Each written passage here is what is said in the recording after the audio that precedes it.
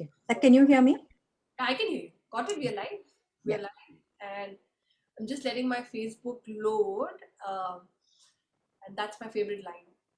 Let my Facebook load. Let it not echo. Let me just shut that down. And I keep telling people that even if you're live, this is going to be a film itself. Got it? We are live. See, that's how my beginning happens to all the interview because I've not been able to figure out the tech part of just keeping the Facebook automatically shut when it loads. There's only that much all of us can figure out. You're doing more than enough without figuring out Facebook. Thank you so much. I trust me, trust me. Anyway, good evening. We have a beautiful friend here, Smriti. She's a very, very inspiring mom. I totally love what she does. But before, I just wanted to introduce you before I said this because Smriti, when I started, I was with one of the moms here, Melanie, who was doing a meditation session for the first time, Mhm. and at that time, I was telling Melanie, I don't know how to go off Zoom and we are live. And suddenly Zoom vanished from my screen and she was laughing and she's like, you're still live. And I'm like, all right, I'm switching off Facebook and maybe I don't go live. And she's like, you're still live. I went off Facebook, I went everything. I said, fine, I have to switch off my computer. The minute I switched off my computer is when the end meeting button came. Meanwhile, for 10 minutes, my friends, Melanie, everybody were laughing. From there to coming here and doing successful 54 interviews, it's already quite a technical journey I've taken. So thank you for forgiving the first line of Facebook part. I think that Everyone, is part of the entertainment. oh yes, oh totally. I'm going to make a film on this because I have a lot of life proof of what this journey has been and what it will be in the future till I actually become an expert. Good evening, everyone, and I know some people from our international audience will join in at this time. So welcome, and we have Smriti here. Just a very, very interesting story. Smriti, go ahead and introduce yourself because the person who lives the story tells the story the best. So I will not read any biodata. I will not talk about what you've done. You will talk about it. So let's talk about your journey till here. Just as Smriti, what's been the journey? Well, I have been a journalist for close to 20 years, journalist, editor, writer. And well, 20 years is wrong. I'd say I did that for about 15 years. And around the time I had my son, I'd say 16 years ago, I made more of a shift away from television news and live news.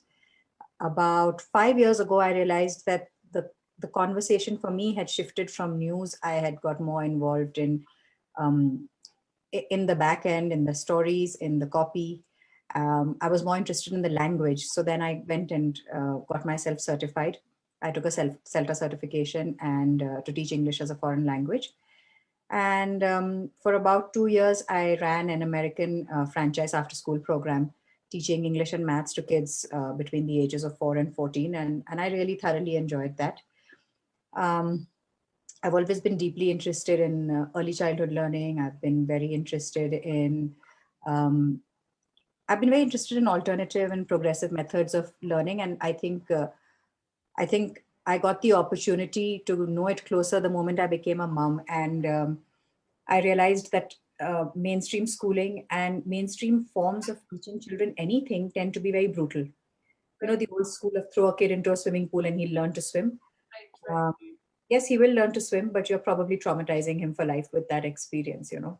So I feel that led me on my path. And about 2 years ago, I realized that my kids were spending more time studying, and this was with me encouraging them not to study. So I can't even begin to imagine how much more they'd have studied if I'd been the sort of parent who wanted them to study. So I'd find, on a beautiful rainy day, my son is sitting at his books instead of playing football outside.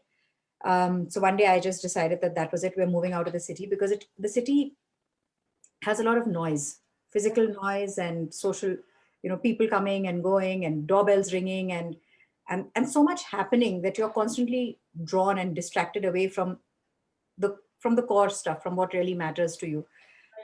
I grew up in the hills myself. I'm a plantation kid, so I knew what it was like to be the only family for 40 kilometers, other than elephants and deer and it was so quiet that you could hear the birds chirp, which is a bit of a cliche. You could also hear yourself think, which again sounds like a cliche, but is true. I mean, you never hear yourself think in the city. So Absolutely. I just took a call and I said, we're moving out of the city. And I found a school in the hills for my children. It was in a 100-acre forest, and I moved them there. This was about 6 months before the pandemic hit. And then the pandemic did hit, and obviously, we all brought our kids back home. I had actually taken a cottage somewhere close to the school because I felt this was a huge change for my city bred children to suddenly have to accept living in the middle of a forest in Tamil Nadu, not speaking the language, missing just the sound of traffic that they'd grown up with. So just before the pandemic hit, I told my husband, I said, I know this is going to be serious with long lasting repercussions. So I think we should bring the kids out of hostel and settle down here, which is what we did in a furnished apartment. And the pandemic hit, we went into lockdown. And then, about a month or two into lockdown, when they started unlocking, so to speak, we realized that we didn't want to go back to the city. Even my husband and I didn't want to go back to the city. Um, but also, that furnished apartment was somebody else's. It didn't feel like home. So, I got some bits of fabric and I went out hunting for somebody to stitch some cushion covers so that the apartment had a more cozy home-like feeling.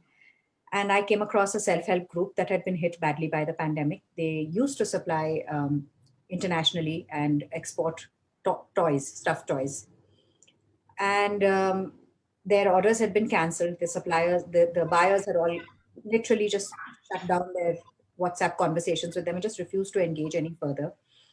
And these ladies just asked me. It was just a conversation. I don't know why they thought of having that conversation with me, but when life is meant to go a certain way, it just goes that way. And they just started talking to me and said, "Could you help us?"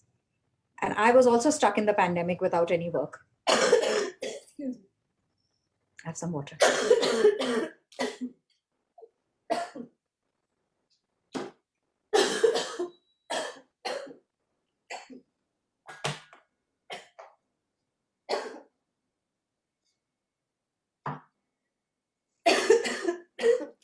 Sorry, I've just recovered. You okay? You want to take a bit of a break? No, it's the AC. It's too hot. I started the AC and it triggered. I've just recovered from cold. I'll switch it off. It's okay. Sorry. That's okay. This is all live. So live is good. This is real. It's authentic. Yes, yes, yes. So I'm just gonna put it on mute. Even if I cough, I'm just it's gonna take me 2 minutes to come back, but we won't stop. Carry on. Um, okay, I don't like the idea of carrying on while you're not feeling too good, but No, anyway. I'm absolutely okay. It's Okay, just the AC. I'll okay, get okay. it in 2 minutes. But the live has to go on because people are going to see the replay. So that's okay. Okay. So since the show must go on, so anyhow, these ladies said they know how to make some stuffed toys, and I thought to myself, I don't have time to be reskilling them. I mean, they need the money right now. I don't have the time to spend the next 6 months training them and start. This is not the launch of a business. This is saving something that is in a bad way. So we started with small little things. It was a pandemic, so I just gave them masks, and I was wondering what we could do with the stuffed toys. I knew I could go online and ask, sell them on Facebook or something. But beyond a point, how many teddy bears and bunny rabbits could I have sold? And then it struck me that, I'd always loved the concept of a rag doll. I'd had rag dolls as a child, and I never, and, by the time my own kids came along, there were no rag dolls to be had in the market for, love or money. You couldn't find a rag doll. So I said, let me try making a rag doll. And even as so this was all on the go. I thought, let me start with a rag doll, and then I asked myself, how many rag dolls will people buy? Is there still a market for a rag doll? I know that there are people going back to the handcrafted, but this was not about appealing to a parent alone. This was like, how do I appeal to a child, and how do I compete with plastic molded toys? And then it struck me that this was my moment. I'm a very vocal feminist. I believe I live my life as a feminist as far as I'm capable of.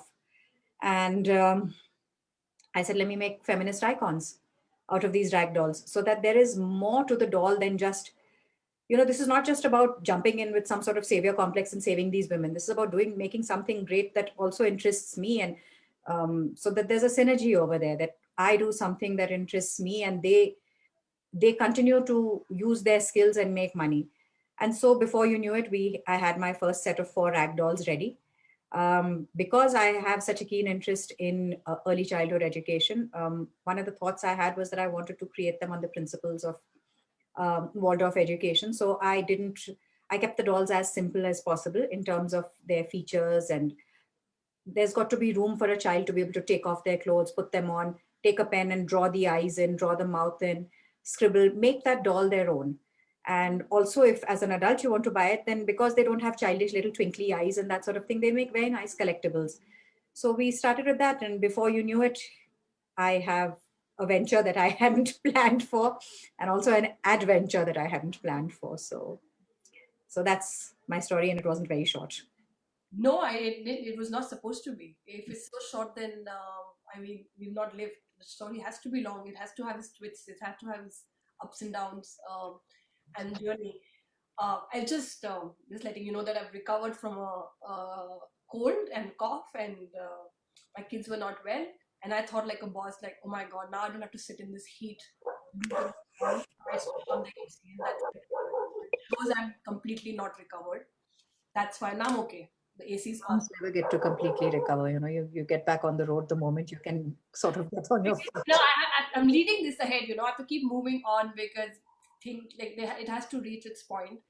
It's a beautiful project, and it's taking its own shape, and that's why you are here, and because you're giving your precious time to me in this interview, so this has to be completed. But I love the live, and I think you are very worried about lives going not okay. This is how lives go.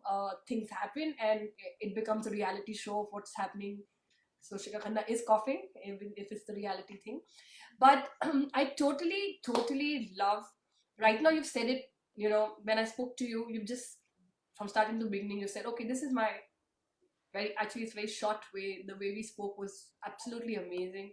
So I'm going to now dissect this little by little because your passion as a mom, the things that you've done, the way you've reached here has been so interesting. It's just not something that can be stated in one long 5 minutes thing, because what I love about you is that many people and many mothers aspire to do what you've done. I'm a Delhi girl, and not a girl anymore. But yeah, I'm born and brought up in Delhi. And by the time I left Delhi, I heard the situation of Delhi being so high in pollution. I think world over people heard Delhi became the most toxic place to live in. I had left Delhi by that time, but I kept on hearing many people saying that we want to leave, we don't want to stay here. What is this? What is and of course COVID had not hit, but Delhi was already wearing masks and getting out, right? We'd Yes. already started hearing kids wearing masks to school because of the pollution levels so high that it became very toxic. And I think COVID came much later than the masks that were being introduced to school. So, But you did take that step. So let's talk about that first step that you took, which most mothers and most people cannot. They will not take it because it's difficult to do. So let's talk about that first. I have two children. They are 14 and 16. My son is 16. He's called Aviv. My daughter, 14, is Amara. Um, when I had my son 16 years ago, Delhi didn't have this kind of a pollution problem. Honestly, I think about the times we're raising our children in, and I wonder if I had to do this today. The way it's shaped my life, notwithstanding, today in this environment, I don't know if I would have the courage to have a child and raise a child. But 16 years ago, Delhi didn't have this pollution issue. It didn't. The world was a more optimistic place. There was more to look forward to. And I read somewhere that people who plant gardens and have children um, have an inherently optimistic outlook, because that means you see a future. That is why you're planting, that is why you're raising children. And I think I did have a very optimistic future outlook when I had my son. And then he was an absolutely easygoing, adorable baby. And I thought, oh, this is so easy. I could do this all over again. And so I had another one. And my daughter was born asthmatic, with very, very weak lungs. And it was there that I realized um, what really went into parenthood. Because my son was such an easy, healthy baby that it wasn't very much work. But with my daughter, I really needed to. So I tried everything. I took her to every type of doctor. We did all that needed to be done, and it didn't work. She was on steroids all the time. I was rushing her to the emergency so often. it shaped my career because I refused to leave her with somebody else, because I learned to recognize the early signs of an attack coming on. And while you could train a caregiver to give her the medication after an attack, nobody was as sensitive to an attack coming on to her as I was. So that just changed the way I led my life. And I think it gave me um, you know, the person I am today. Yes, we're all defined by motherhood, but I think I became a braver person because it was no longer about myself. It was about being responsible for someone else. And I applied for jobs where I at that point asked for work from home roles, or coming in 3 hours a day things. I took the chance of just asking. I mean, they could have turned me down and said no, and suddenly I found that I was the only person in an office who was working 3 hours from home and 5 hours, I mean 3 hours at office and 5 hours from home. Because and people used to get very irritated with that, except that they had never thought of asking the administration if they could do that. But I had just stepped out and said, may I just do half a day at home? And they said fine. So I think motherhood gave me the courage um, to ask for things that few other people were asked for. um, at some point my husband in fact moved abroad, you know uh, for work, and I went with him, and I realized that I think was the first time I took a huge leap, because I suddenly realized my kids were being raised in a way that I wasn't comfortable with. Right. um, there was a lot of chrome and steel and a lot of air conditioning and a lot of being indoors. Again, coming from the plantation background that I do, I found it very difficult to. I didn't think I was doing the right thing by them, by raising them, and almost entirely indoors. So I Right. said, I'm moving back to India. And I did. And that didn't really help, because by that time the pollution had hit the NCR really badly. So I moved back to a polluted city. But I still moved back to, to our own food and our own languages and the way, the things that were important to me. I mean, I don't expect them to be important to anyone else. They were important to me. And I didn't see myself transplanting them abroad. I wanted it to be a more organic experience for my kids, that if they drop into a friend's house here, then um, they don't need to call in advance and ask if they can come. They can just drop into people's homes. We had friends and family floating in and out. And so in spite of the pollution, it was more of home. And so I was a single parent at that point. My husband stayed on abroad and I moved back with them. I started my own venture. I started constructing our house, and I did it all with two little children, um, because they were things I wanted to do. And at some point, as I'd mentioned to you, I realized that my daughter's breathing was becoming a real issue. I found that more and more I'd keep her locked in the house with the air purifier on. And every time she'd say, "Can I go play with my friends?" I'd say, "Why don't we call them home? We will bake, and let's put on karaoke and sing, or let's open up craft on the dining table and let's have like a painting session." And I didn't want her to feel that she was being held back or was less because of her lung issue. So, but at some point I realized that, and she's also a very physical child. She was actually a gymnast. She went up to the district levels before we moved her away out of the NCR. And I realized that it was impacting her health. I mean, I was forcing a child and caging her, and we don't want, I was pulling her out of what should have been her natural habitat and keeping her locked in a home. And similarly for my son, I realized it wasn't the pollution in his case; it was a very rigid, regular mainstream schooling system that was keeping him at his table, chained to his table all the time. And so again, I took a very, very um, I took a very hard decision of shutting down my business venture. We had Courageous just step. finished Don't building say my hard. home. Sorry? Don't say hard. It's a courageous step that you I didn't know whether I should be using that word for myself, but correct. thank you. Courageous step. It's absolutely Um, I shut down my venture. I had just built that home. We had moved into it 5 months. We had barely lived in that home for 5 months after the months put into the construction. And I just said, we're going to try this place in the hills. And to be very honest, my kids were unhappy. They said, you can't just send us off. And I said, I'm not sending you away. I'm trying to show you another life. What I would like to think as a parent is a better life. But it is entirely your call. If you don't like it, we will find we will find another solution. Nothing is going to be forced on you, but come with me, and I will be with you the entire way. And at any point that you tell me, Mama, I'm not comfortable doing this, we will stop right there. It will be a hard stop. There will be no, why don't you try some more kind of thing. You don't like it, that's it, we will not do it. And so, because we were putting them into a hostel, I looked for a cottage here in the hills. My husband was just moving back from the Middle East. And I said, let us try and stay in this cottage for a couple of months. Once the kids settle in, we'll come back to the NCR. But life had its own plans. And, we fell in love with the hills. I didn't want to leave. Yep. Well, we actually started work from home before the pandemic because we were living here in the hills and heading out whenever we needed to have meetings and stuff. And now that I look back, I realize that I would never have moved out of the Middle East. However uncomfortable I was, I would have continued to live in an air conditioned building because it would have been just my husband and me, and we wouldn't have that. I wouldn't have had that motivation to to give my kids a better life. You compromise where your own health is concerned. You compromise where yourself is concerned. But in this case, this was something larger than me, and I didn't want to give it second best. And it's I always say that what mothers or we women can do once we become mothers, we would have not done it otherwise. And you just mentioned that. I always say that in my interviews. A lot of things, a lot of steps that we take because we become mothers, and it's no more us. It's no more just about us. Or but I know when you're talking about your daughter, because we had a big joint family in Delhi, in GK, and I had a sister that I lost. We were a joint family with seven kids in the same family, and I lost the 17-year-old sister of mine to asthma attack. I'm so Because sorry. um, and she used to sleep with me. I woke up in the next morning and she was no more there, and like lots of stuff happened. Like a morning, in the sense, at middle of the night when I heard sounds, and I was like, she was just sleeping next to me, and so I absolutely know. And I mean, she passed away in 2005 or 2006, I think.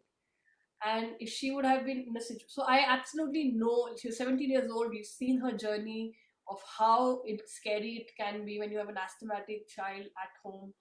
That what triggers off. And I was absolutely, you took me back 20 years back to that whole experience of it is scary, and you want to be there because like we family members knew like where the trigger is. We could figure it out, but leaving her with somebody else was always very scary. And of course we had a big joint family, so it was easier on the mom. So I can totally understand that for you to be on that TikTok, that when the trigger, and then Delhi becoming so toxic. Yes.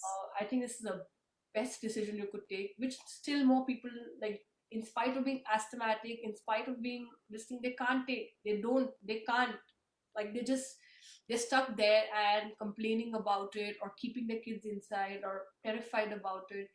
And not to judge, but there are various reasons people just can't, or they don't. So they have their factories there, and True. yeah, go ahead. No, what you said is absolutely right. It is very scary. In fact, the first thing when I said we are moving to the hills, everybody said your daughter's always sick, and there are no hospitals and no medical facilities for at least it's a 3.5 hour drive from here to reach Yeah. a big city and a hospital. And it was a chance I had to take because I mean it was a roll of dice. Frankly, I wasn't quite sure. I said, if we move to the hills, I don't think she'll fall ill, so Yeah. I'm not going to need the hospital. And that's And yeah, so we did, and the first thing we did when we came here and we was to look for a hospital. Uh, we found one tiny little mission hospital with like a couple of nuns, and they had a small little nebulizer, exactly what I keep at home. I mean, what I use as home care for her was the hospital's only facility available for a child who for anybody who had breathing issues. So it was a huge leap of faith to take, and especially to leave her in a hostel, because that was the plan at that time, that she'll be in the hostel, live in the forest, and uh, and that should keep her safe. But when we talk about the crowds in the city, we keep forgetting the fact that we are the crowd in the city. So you can't keep saying, oh, these places like, oh, there's so many cars, oh, it's getting so crowded. I am part of that crowd. The car I drive is part of the traffic on the streets. And you know who exactly are we telling that you need to move out, or cities are getting too crowded? They aren't getting too crowded. That is a passive term to use. We are the crowd, and we are making it crowded. And personally, I feel that a certain lot of us in a certain socioeconomic bracket have already benefited hugely from what cities have to offer in terms of education, in terms of jobs, in terms of exposure. It is time for us to step away, make space. There'll never be an end to our wants and needs and how much we can earn. Um, but we need to give other people a chance, not hog those resources. And by itself, we will disperse and make space for more people to come and reap the benefits that we've already done for a couple of generations. Yes, and I think more. I think even that step of giving it to somebody else, more than that, the fact that we are alive and our life needs to be respected to its full potential, and taking the necessary steps that's required to, build this life. That's even that as a step is a very essential step. And if most people can only do that, and that's the reason for them to do it, we will make a better society, we will make a better place, because that's the only thing that will extend through us, the understanding of a better life. And I'm assuming your daughter is much better with Oh yes, she's yeah, now almost my height, and she's shot up in the that's last 2 years. She's healthy. Her skin glows. Her hair is shiny. that's true.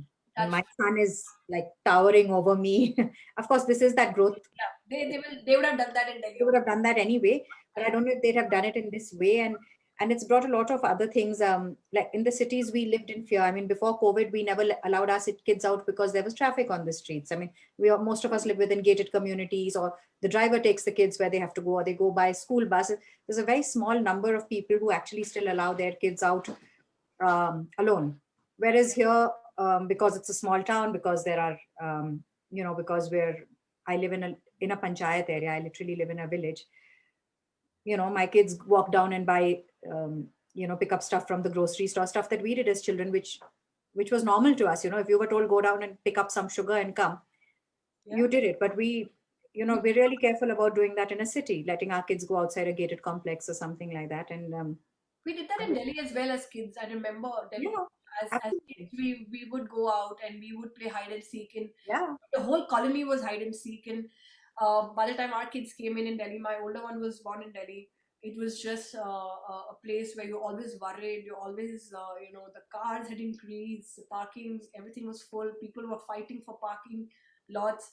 And it did become, I've also moved out now to Pune, and Pune has become, I'm absolutely the outskirts of Pune. And I totally know what it is, because it's totally different from a city life, because we're in a little forest area, and kids are much more like there's no COVID here for them.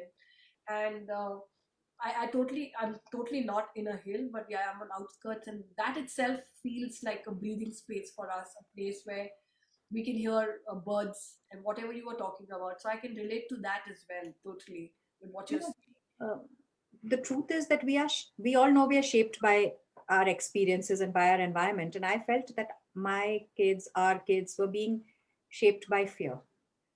Don't let anybody into the house while I'm away. Don't let the courier guy in. Don't open the door.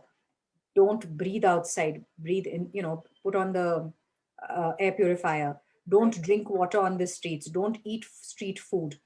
Everything was a don't.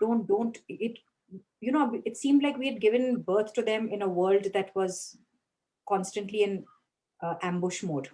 Yeah. You can't bring children into the world and then tell them don't experience it. Right. Right. And yet that is exactly what we were doing, what I was doing. I only speak for myself. I was doing, you can't go here, you can't go there, you can't do this, you can't do that.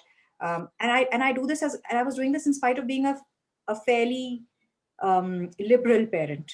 But Yeah. even the few things that I wasn't allowing them to do really bothered me. I was like, I'm not letting them live life.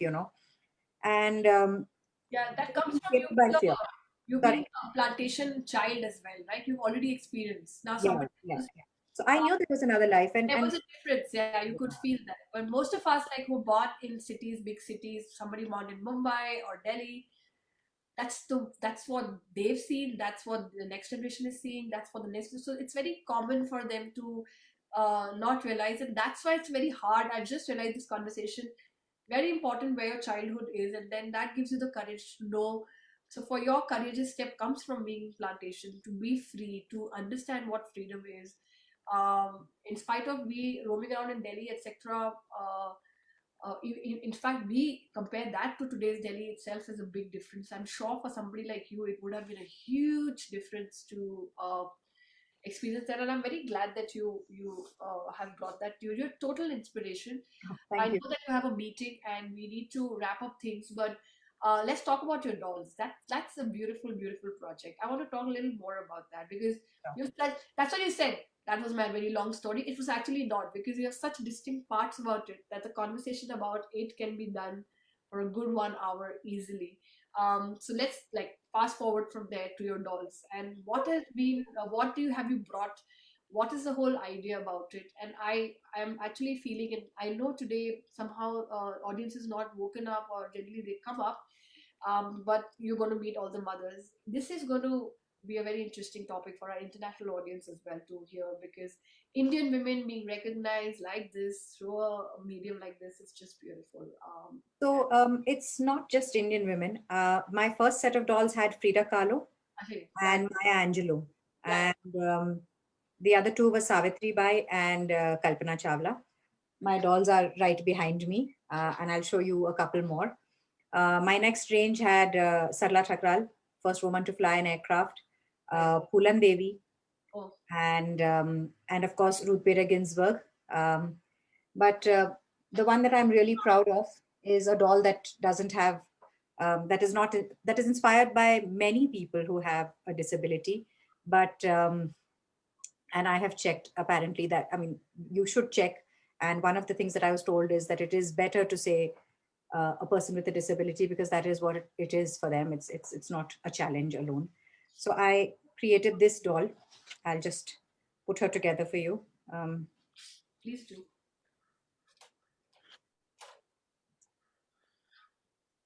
so this is a doll with a prosthetic leg, Hmm. and she's supposed to be a ballerina, Beautiful. a teenager, a ballerina with her hair bundled up and, like hair colored like teenagers love to do. I don't know if you can really tell. I can see, I can Yeah.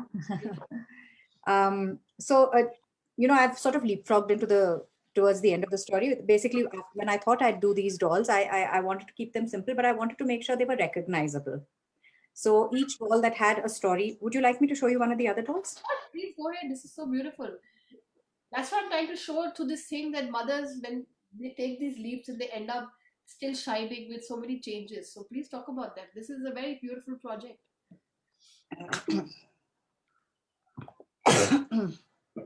So this is my Savitri Bai doll. Yeah. And I came to know about Savitribai very recently. My son was doing a unit in school, and for the first time, I actually came to know about Savitribai Phule. Very Isn't isn't she absolutely inspirational? amazing. Absolutely. So so she's got little chappals made out of. So I work with leftover fabric as far as possible. So all the dolls end up with like blouses that are a different color, Right. little chappals that are a different color. Right. And so yeah, this is one of the first few dolls. Because she's a teacher, she comes with a little book which is attached with Velcro. Yeah. This was she's from my first range. One of the other ones from my first range is Maya Angelou. In fact, this was the first doll I did, and I remember my husband asking me, "How many women do you think know Maya Angelou?" And I was like, "Yes, but what if there are um, only four?" He said, "What if there are only four women or something?" And I said, "Yeah, but imagine they waited all their lives to see a Maya Angelou doll, and now it'll happen." So And not here's for, the Maya Angelou doll. there's so many of people who know Maya Angelou, and once she passed away, I think suddenly it floated and everybody knew her even more than Yeah, that is true. yes. Um, this is Kalpana Chawla. I knew it was a must to make one. Um, Definitely to do Kalpana Chawla. All the little bits that are knitted are again done by another lady who does crochet. This is not part of the self-help group. This is another lady who does this on the side to earn an income. So not just almost all the women I work with are underprivileged, economically weaker section, and they really enjoyed it because the moment you start talking to them, some I couldn't explain. I mean, they didn't know who Maya Angelou was, but the moment they found out who she was, they were so thrilled to do this, to make a Maya Angelou doll. And of course, Kalpana Chawla, all of them knew, and there is much excitement at the center when they do Kalpana. They all want to work on this particular doll. So I was making the dolls with a lot of little accessories, and I said to myself, I don't want to use plastic to package it or to have like a box or something. So I must give like a little drawstring bag like you'd get at a shopping. If you go out shopping and you buy a kurta or something, you'll get it in a cloth bag. And then it struck me that if I'm going to do a cloth bag, I may as well do something like this, which is a sleeping bag. So for the cute. doll. It comes with a little pillow. You know, Um, and amazing. so this is the doll with the prosthetic is called Natasha.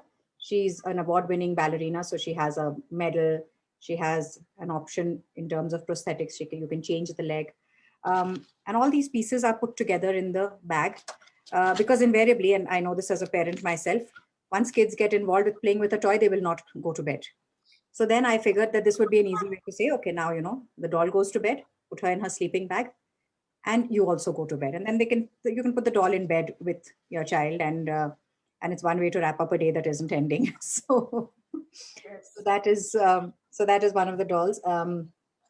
This one I'm particularly proud of. This is Ruth Bader Ginsburg, and I find her hugely inspirational. So of course she has her trademark glasses, her very popular lace collar. She's got her judge's robes, and she's wearing a nice, very smart suit on the inside. And she had done a cover of a magazine in which she had worn silver shoes. So I just picked those because they were just so cute. So she wears silver shoes. Really, Um, so beautiful. I mean, Melanie is here, Lovely is here, fellow audience is coming up slowly waking up. Thanks, Melanie. I was wondering today where the audience went. And we've such a beautiful. Oh, Melanie will also love it. She's a parental expert. I think it's very early still for her, but yeah, they're all up. and of Beautiful. course, because not everyone is expected to know everything about every person. Like you might be interested in knowing more about Ruth Bader Ginsburg, may not know much about her, or you might want to gift her to somebody.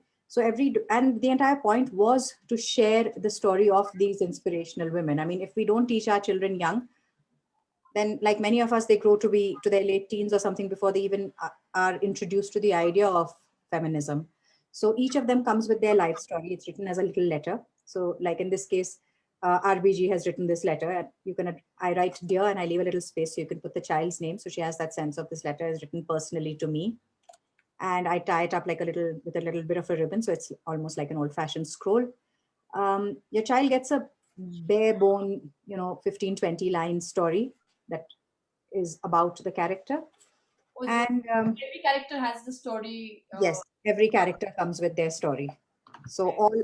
all of these come with That was my question. That was my question was about to come. Yeah, that. Melanie saying sounds amazing.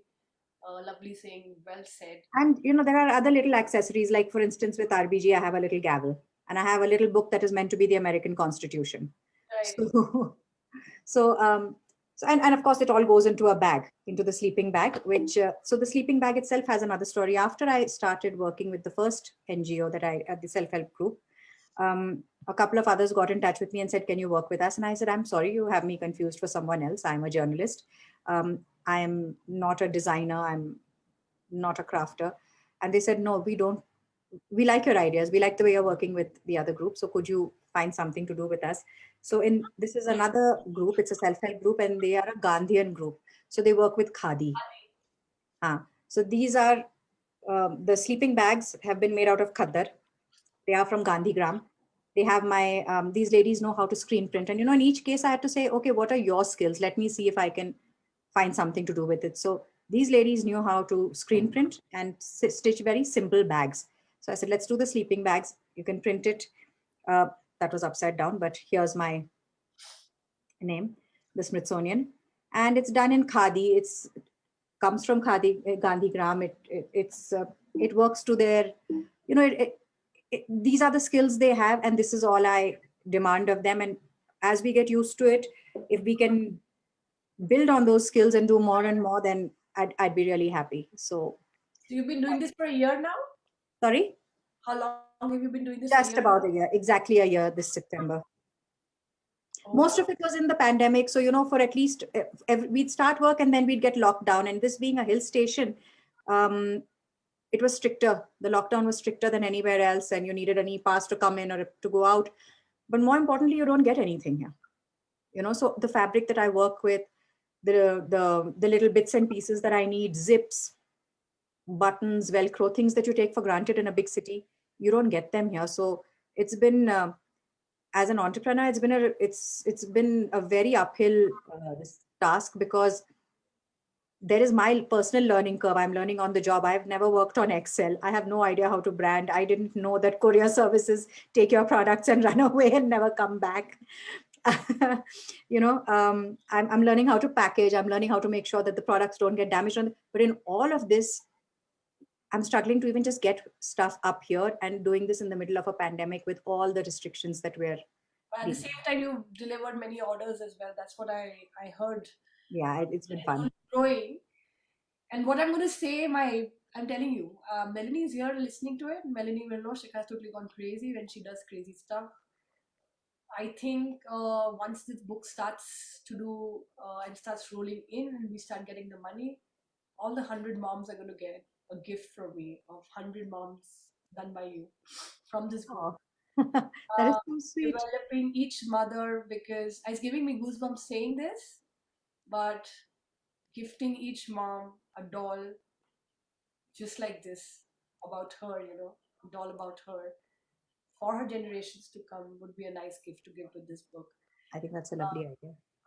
So be ready. Start seeing all the moms that when the book I'm reaches, girding my you're loins. gonna you're gonna be just like because I keep saying things keep coming up, and I've decided not to take sponsors. I've decided because I said I don't want anybody to interfere, but I'm very confident that we will be able to pull out some money, and this would be a beautiful thing that these mothers are those 100 dolls that you make as a project from this book out, and I I can think give it's a great idea. each mom a doll uh, as an as that award, like that honor that I can give her, apart from giving her that book that I want to give her of being a mom. Um, it just came to me. So I started smiling. I was like, "Don't say it, Chika. Don't say it." I just keep saying crazy things. I was like, "Don't say No, it." no, no. You must always leap before you look. Otherwise, you'll never end up leaping. I do. This is a result of 100 moms. I'm not even finished 100 interviews. I'm already talking things that are coming in the middle. But No, all no. this will happen because this project is bringing that thing. This project is, everybody is here coming for a reason. Everybody's happening here. I'm telling you, the integration has started. Mothers have started to meet each other. The group that's come together, 55 moms, already are meeting and reaching out and trying to figure out each other across the world. I was just telling you before I was just telling you before only it was starting that something will come Mhm. out of this, and this is what's come out of the interview right now. That at least these 100 moms, I will put all my effort that I can to give you this order of these 100 moms and then $100. So when the book I look gets forward to it. dispatched, with that this $1 gets dispatched because that's what I want to give each mom, this doll and this book. Oh my God, receiving a doll of your own, uh, you know, this thing from here would be beautiful. So Melanie, if you've heard it, if she's left or she's heard it, or whoever's going to hear later is going to give me a call that you thought totally gone crazy. But this is going to be a beautiful thing. Even if it's not a big one, even if it's a small one, we can create just with the book and can get couriered with the book.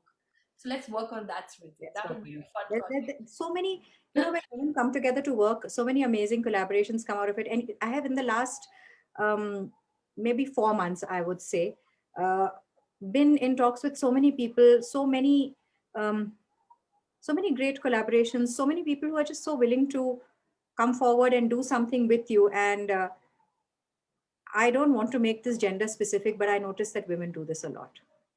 Step right up and say, let me do this with you. That's Let me what tell you're you the truth. attracting. That's what you're attracting. That's what you're attracting through this work as well. And women power is actually, somehow I feel since pandemic, women are rising at another level altogether. A lot of movement that are rising, all are women centric, and they're really doing very well. But just to imagine, okay, I'm a photographer. The doll is having a camera. There's a there are all kinds. There are coaches, there are hypnotherapists, there are dancers, there are comedians coming in, like all sorts of stuff and all sorts of stories. There are moms who've lost children. There are moms like giving that mom a doll with next to the child she lost.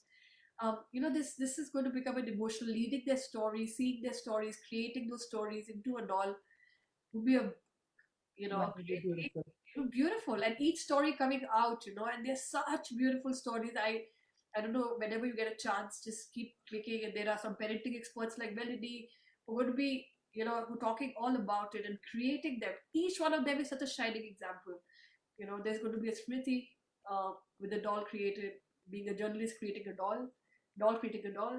So That would be an amazing one as well. So I will gift you a doll created by you with that book. Of you. Okay. With one of the Thank happy moms. you. So anyway, I think you need to go. I told you things just go amazing and things just keep going ahead. And you're just a very beautiful soul, Smriti. And I'm Thank happy you. to have you in the book. It was my pleasure. Let's talk about that one more book you were part of before we sign off. And I want to sign off by asking your dream as well. But what was the name of the book you'd given me? It's not coming. It's a book published by Zuban. Yeah, It's called Of Mothers and Others. It yeah, was a collection, an anthology of stories um, around the topic of motherhood. But it wasn't just mothers, it was the way we mother. It was exactly as you said, a mother who's lost a child, a mother who has miscarried, somebody who's trying, a mother who has not, who has mothered her own mother, a lady who didn't have children but took care of her own mother. Because honestly, what is motherhood? You can be maternal towards anything and anyone.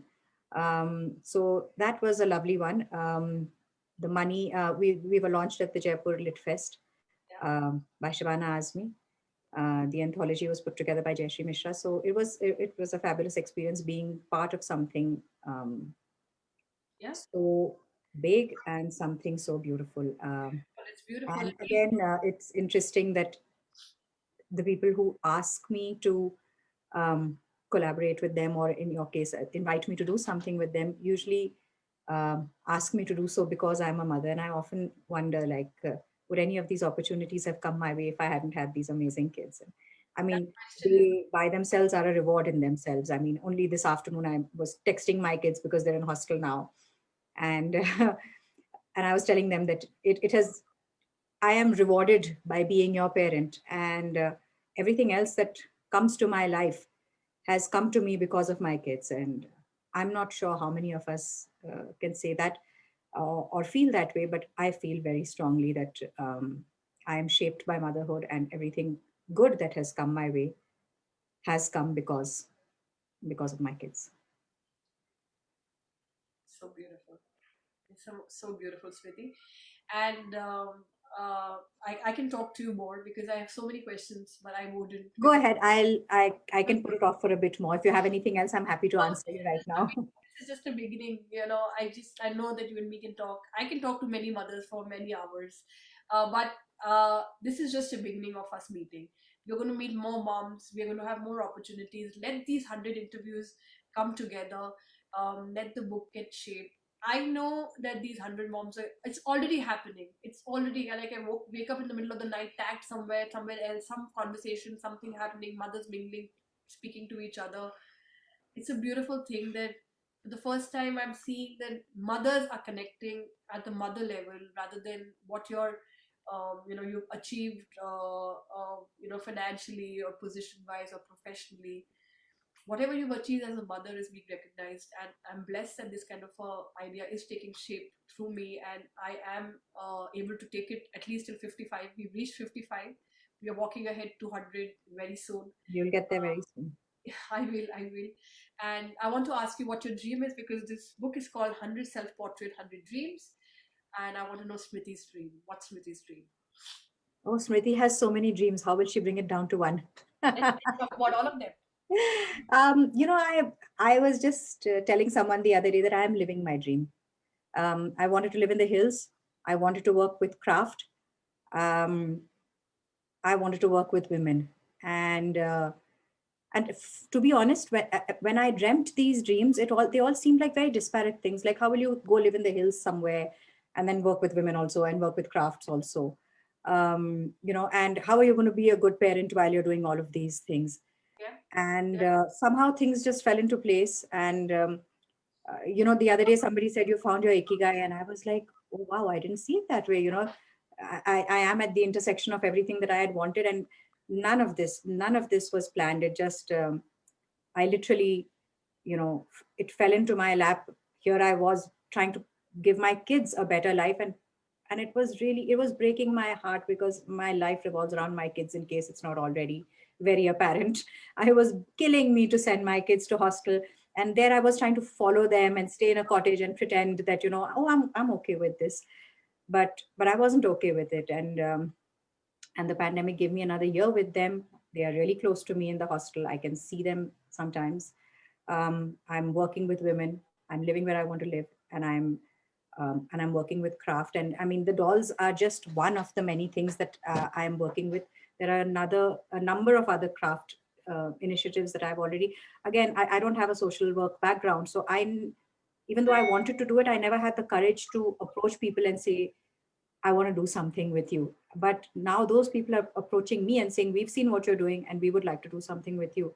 And for someone like me who has huge imposter syndrome, it was it was very encouraging to see that it wasn't just me wanting to do stuff with them. They truly did believe that I was doing something good, and they were reaching out to me. So very soon I'll get back to you with more stuff that I'm doing. But for now, if you ask me what is Smriti's dream, Smriti is living it.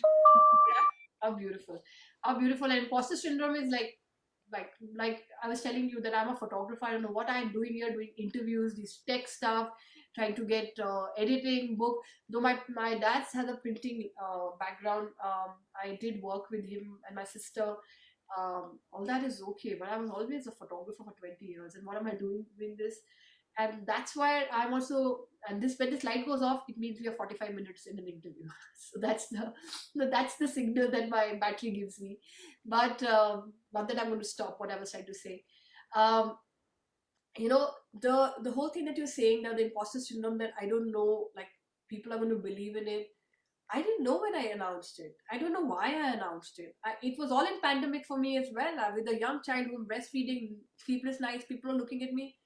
Are you in your senses? Like, yes, you know a lot of mothers. Yes, you know how to build relationship, all that. But sitting on the screen, you're going to get world mothers together, and we have 55 and almost 25 suggested moms across the world, which are lying down in lists right now. And I'm like, okay, which one and offline, and I'm trying to figure out. This is going to go to a 500 list, because now the more mothers, the more it's taking wings. The more people, just you said, want to work with you. And honestly, I've dropped my imposter syndrome because I suddenly feel that this is what I was meant to be.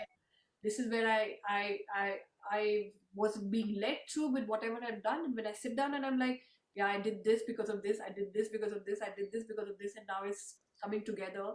And that's why it's blooming. And I can see that in a short span of not even a year completed, you're already finding people getting attracted to it, people, believing in you.